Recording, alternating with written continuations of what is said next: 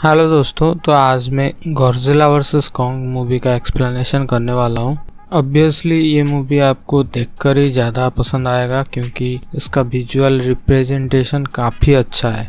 VFX का इस्तेमाल काफ़ी अच्छे से इस मूवी में किया गया है, तो ये मूवी आपको देख के ज़्यादा पसंद आएगा। फिलहाल इस वीडियो में मैं ये मूवी का डिटेल्ड एक्सप्लेनेशन कर लेता हूँ। तो मूवी के पहले सीन में हम देखते हैं कॉन्ग को, जो कि मोनार्क के किसी कंटेनमेंट एरिया में था। तो इसका direct connection Kong the Skull Island के मूवी से है। यहाँ पे हमें पता चलता है कि स्कॉल आइलैंड में एक बड़ा सा तूफान आया था जिसमें कि सारे जो आदिवासी थे वहाँ पे, यहाँ पे नेटिव पीपल जो भी कह सकते हो, वो लोग मारे गए। इनमें से जिया नाम के एक छोटी सी बच्ची को कॉन्ग ने बचा लिया और तब से मोनार्क वाले वहाँ से कॉन्ग और इस छोटी सी बच्ची को स्कॉल आइलैंड से ले आए हैं। यहाँ पे हम और एक बात नोटिस कर पाते हैं कि जिया बोल नहीं सकती थी और सुन भी नहीं सकती थी। यहाँ पे वो डॉक्टर आइलिन से मिलती है, जो कि उसके साथ साइन लैंग्वेज का इस्तेमाल करके बातचीत कर पा रही थी। जिया और कॉन्ग के बीच काइंड ऑफ बॉन्ड था एक। यहाँ पे जिया आइलिन को बोलती है कि यहाँ पे कॉन्ग को अच्छा नहीं लग रहा है, उसको तुरंत इधर से शिफ्ट करना होगा। लेकिन आइलिन यहाँ पे बोलती है कि अगर कॉन्ग को कहीं और पे शिफ्ट किया गया तो गॉडजिला को पता चल जाएगा और वो तुरंत हमला कर सकता है। सीन शिफ्ट होके हम देखते हैं बर्नी को, जो कि टाइटन कॉन्स्पिरेसी थ्योरी नाम के एक पॉडकास्ट चलाता था और वो अपेक्स साइबरनेटिक्स में काम भी करता था। यहाँ पे हम देखते हैं वो अपेक्स में कुछ इम्पोर्टेंट इंफॉर्मेशन चुरा लेता है। इस फाइल में अपेक्स वाले 5 साल से कुछ प्रोजेक्ट वगैरह में काम कर रहे हैं, सीक्रेट प्रोजेक्ट में, तो वही बर्नी चुरा लेता है। इसी बीच हम देखते हैं गॉडजिला को, जो कि अपेक्स के बेस में मतलब यहाँ पे हमला कर देता है और वो अपनी एटॉमिक ब्रेथ से सबको मार देता है, यहाँ पर सब जला देता है।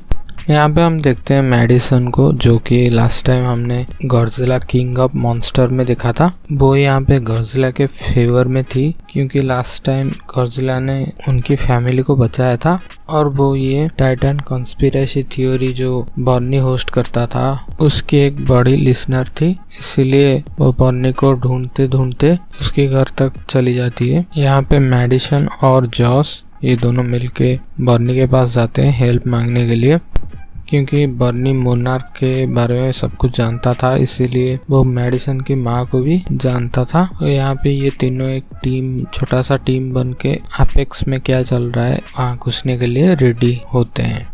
सीन शिफ्ट होके हम देखते हैं अपेक्स के CEO वाल्ट सिमियंस को और साथ ही साथ उसके सिक्योरिटी चीफ रेन सेरिजावा को। ये दोनों डॉक्टर नेथन के पास आए थे होलो अर्थ के बारे में कुछ डिस्कशन करने के लिए।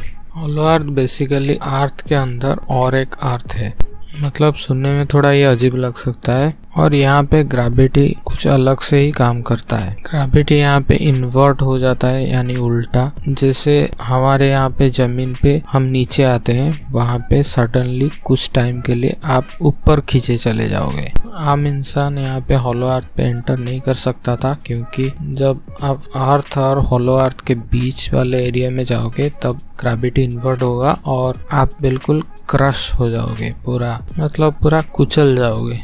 इसी तरह से नेथन के भाई की मौत हुई थी। सो पहले नेथन मना कर देता है इस होलो अर्थ पे जाने के लिए, लेकिन यहाँ पे अपेक्स के CEO सिमियंस बोलता है कि अपेक्स वाले कुछ हाइव नाम के एक व्हीकल जैसा कुछ बना दिए हैं जिसके माध्यम से आप होलो अर्थ पे जा सकते हो और ग्रेविटी का कुछ भी असर उस पे नहीं होगा। सिमियंस यहाँ पे बोलता है कि होलो अर्थ पे एक एनर्जी सोर्स है जो कि हमारे अर्थ पे कुछ काम आ सकता है, इसीलिए फाइनली डॉक्टर नेथन मान जाता है होलो अर्थ पे जाने के लिए, क्योंकि होलो अर्थ टाइटन्स का घर है। इसीलिए ये जो एनर्जी सोर्स है उसको पर्टिकुलर पिन पॉइंट करने के लिए उन्हें एक टाइटन की जरूरत है और इसीलिए नेथन कॉन्ग की मदद चाहता था ताकि कॉन्ग उन्हें होलो अर्थ की उस पर्टिकुलर एनर्जी सोर्स तक लीड कर सके। फिर नेथन आइलिन से मिलता है और उसे बोलता है कि कॉन्ग को मे भी हॉलो अर्थ पे अपना घर मिल जाए। तो आइलिन इस मिशन के लिए मान जाती है और यहाँ पे कॉन्ग को एक बड़ी सी शिप में लिया जाता है। हॉलो अर्थ के रास्ता अंटार्कटिका से शुरू हो रहा था, इसीलिए ये लोग शिप के जरिए अंटार्कटिका जाते हैं। लेकिन यहाँ पे गॉडजिला आता है कॉन्ग को मारने के लिए। बड़ा अच्छा खासा फाइटिंग चलता है इन दोनों के बीच और साथ ही साथ ह्यूमंस भी कॉन्ग को ही सपोर्ट कर रहे थे। लेकिन यहाँ पे गॉडजिला थोड़ा भारी पड़ता है कॉन्ग के ऊपर। गॉडजिला एक एक करके सारे शिप उड़ा देता है। आखिरी शिप में डॉक्टर नेथन और बाकी सब टीम मेंबर्स थे, तो ये शिप भी गॉडजिला उड़ा नहीं वाला था। डॉक्टर नेथन बोलते हैं कि शिप के सब लाइट, इंजन सब कुछ बंद कर दो, जैसे कि गॉडजिला को लगे ये शिप भी बर्बाद हो चुका है। और वो लोग ऐसा करते हैं तो गॉडजिला यहाँ से चला जाता है। फिर सीन शिफ्ट हो गया, हम मैडिसन, बर्नी इन लोगों को देखते हैं। ये लोग अपेक्स के जो टूटा हुआ बेस था, लास्ट टाइम जो गॉडजिला जहाँ पे अटैक किया था वहाँ पे घुस गए थे। यहाँ पे वो लोग लिफ्ट का इस्तेमाल करके नीचे जाते हैं और एक सीक्रेट बेस इनको देखने मिलता है। कोई आ रहा है ये समझ के ये लोग एक ट्रांसपोर्टर में घुस जाते हैं जहाँ पे कि स्कल क्रॉलर के अंडे थे।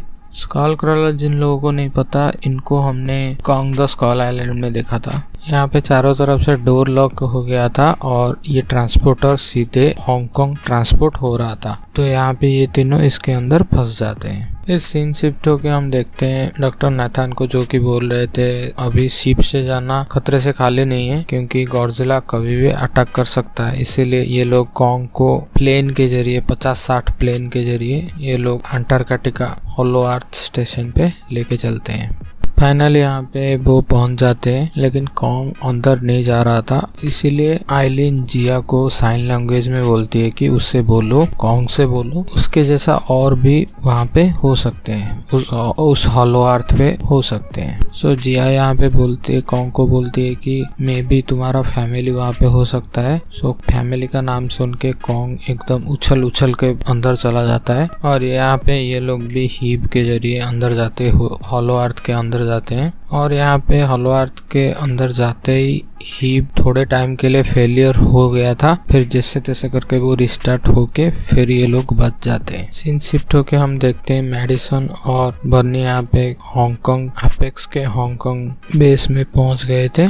यहाँ पे इन लोगों को ये पता चलता है कि अपेक्स इतने दिनों से मेका गॉडजिला के ऊपर काम कर रहा है, इसीलिए गॉडजिला अपेक्स की सारी फैसिलिटी के ऊपर हमला कर रहा है। जैसा कि हमने गॉडजिला किंग ऑफ मॉन्स्टर के एंड क्रेडिट सीन में देखा था, अपेक्स वालों ने गिडोरा के एक सर को अपने पास ले लिया था रिसर्च पर्पस के लिए। तो यहाँ पे ये रिसर्च चल रहा है। ये लोग गिडोरा के एक सर को यूज करके एक अपलिंक बना दिए थे और मेका गॉडजिला बनाए थे। जैसा कि आप लोग जानते हो कि गिडोरा के ओरिजिनली 3 सर थे, तो अपेक्स वालों ने क्या किया, एक सर को अपलिंक किए थे, दूसरे सर को मेका गॉडजिला में फिट कर दिए और तीसरे सर को पायलट करने का जिम्मेदारी रेन सेरिजावा को दे दिया था। फिर यहाँ पे एक बड़ा सा स्कल क्रॉलर आता है जिसको कि ये मेका गॉडजिला आराम से मार देता है। और ये मेका गॉडजिला की पावर बिल्कुल गॉडजिला की तरह थी, वो एटॉमिक ब्रेथ और सब कुछ छोड़ सकता था उसी की तरह, और उसको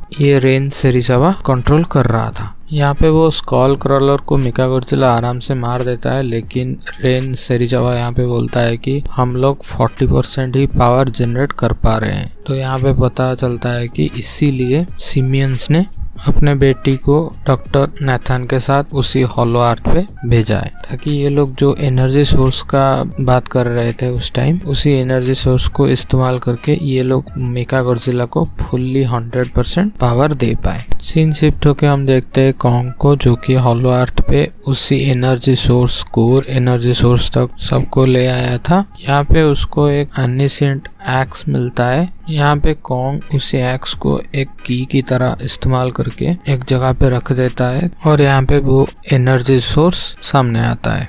साथ ही साथ वो एक्स भी चार्ज हो रहा था उसी एनर्जी सोर्स से, और यहाँ पे हम देख पाते हैं कि वो एक्स वो एटॉमिक ब्रेथ को सोख सकता है क्योंकि उसी से वो एक्स चार्ज हो रहा था। इसी बीच हम देख पाते हैं गॉडजिला को, जो कि हांगकांग की एपेक्स फैसिलिटी में भी हमला करने के लिए आ गया था। जब होलो अर्थ पे वो एक्स चार्ज हुआ, गॉडजिला कहीं ना कहीं इसको महसूस कर लेता है और वहीं पे वो सीधा अपना एटॉमिक ब्रेथ इस्तेमाल करता है सीधा होलो अर्थ पे घुसने के लिए। इसी बीच सीन शिफ्ट होके हम देखते हैं सिमियंस की बेटी वो एनर्जी सैंपल को अपलोड करती है और यहाँ पे हांगकांग में सिमियंस वो चीज डाउनलोड कर पा रहा था। यहाँ पे गॉडजिला की एटॉमिक ब्रेथ से पूरा एक होल बन गया था मेन अर्थ और होलो अर्थ के बीच। इसी बीच मेडिसन और बर्नी ये सब लोग पकड़े जाते हैं। तो सिमियंस उन लोगों को एक भाषण दे रहा था, तभी गिडोरा का जो पहला सर था ये मेकागॉडजिला को ओवरराइड कर देता है। यानी अब तक जो रेन सेरिजावा मेकागॉडजिला को कंट्रोल कर रहा था, अभी वो गिडोरा कंट्रोल करेगा। गिडोरा के ओवरराइड करने से ही वो पहले ही सिमियंस को मारता है, फिर सेरिजावा को झटका देके मार देता है। इसी बीच कॉन्ग और गॉडजिला के बीच जबरदस्त फाइट होता है। मतलब ये सीन देख के आपको मजा ही आ जाएगा। और स्पेशली जब कॉन्ग अपना एक्स यूज करता है गॉडजिला के ऊपर, गॉडजिला कुछ देर के लिए बेहोश हो जाता है, लेकिन उठ के कॉन्ग को बहुत मारता है। और यहाँ पे कॉन्ग थोड़ा सा हार मान लेता है। मतलब हार तो नहीं मानता, वो भी चिल्ला रहा था, लेकिन वो ऑलमोस्ट उसका हार्ट बीट रुक गया था और वो मरने वाला था। ये देख के गॉडजिला वहां से चला जाता है। फिर यहाँ पे मेकागॉडजिला और गॉडजिला के बीच फाइट चलता है। मेकागॉडजिला के अंदर टेक्निकली गिडोरा ही है, तो लास्ट टाइम जो गॉडजिला ने उसको फाड़ दिया था ऐसे, इसीलिए वो टेक्निकली बदला ले रहा है उसी बात का। फिर इन दोनों के बीच फाइट चलता है, तो यहाँ पे गॉडजिला तो क्लियरली हार रहा था। इसी बीच डॉक्टर नाथन वो हाइप को एक्सप्लोड करता है कॉन्ग के चेस्ट के ऊपर, ताकि उसका हार्ट बीट तेज हो जाए। और ऐसा होता भी है, कॉन्ग फिर से जिंदा हो जाता है। यहाँ पे जिया वो छोटी सी बच्ची आके कॉन्ग से बोलती है कि गॉडजिला उन लोगों की एनिमी नहीं है, मेकागॉडजिला है। और यहाँ पे कॉन्ग चिल्ला के मेकागॉडजिला की तरफ भागता है उसे मारने के लिए। फिर ये दोनों मिलके मेकागॉडजिला को आराम से हरा देते हैं। कॉन्ग तो मेकागॉडजिला को पूरा तोड़ के, उसका एक एक पार्ट तोड़ के यहाँ वहाँ फेंक देता है। फिर ये सब फाइट खत्म होने के बाद गॉडजिला कॉन्ग को देख के एक बड़ा सा रोर मारता है, मतलब बड़ी जोर से चिल्लाता है। मुझे लगता है ये अपने लैंग्वेज में कुछ थैंक यू वगैरह बोल रहा था। सो जो भी हो, यहाँ पे गॉडजिला वहां से चला जाता है और हम देखते हैं कॉन्ग फिर से अपने घर होलो अर्थ पे चला गया था। यहीं पे मूवी खत्म होता है। तो अगर मेरा एक्सप्लेनेशन आप लोगों को पसंद आया तो प्लीज इस वीडियो को लाइक करके जाना। ऐसे ही और भी वीडियोस मेरे चैनल पे अवेलेबल है, उसको चेकआउट कर सकते हो। मिलते हैं नेक्स्ट वीडियो में। Thanks for watching.